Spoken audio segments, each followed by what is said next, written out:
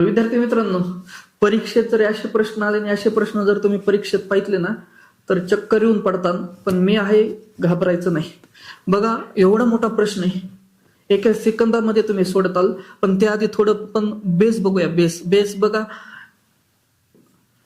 छेद अंश जर समान असेल, 1 अंश असेल आणि छेद डबल होत चालला असेल, 2च्या डबल 4, 4च्या डबल 8, 8च्या डबल 16, 16च्या डबल 32, 32च्या डबल 64, असं जर होत चाललं असेल तर काय करायचं, ह्या 8ला जशाच तसं लिहायचं आणि 8 पेक्षा 1 कमी करून द्यायचं, 7.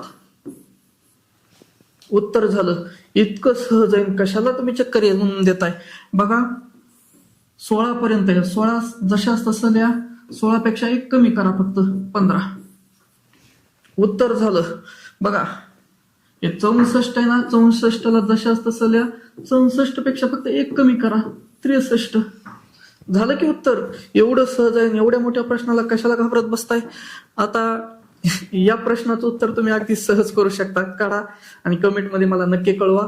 अशा जर ट्रिक्स तुम्हाला आवडत असतील तर नक्की तुमच्या मित्रांना देखील शेअर करत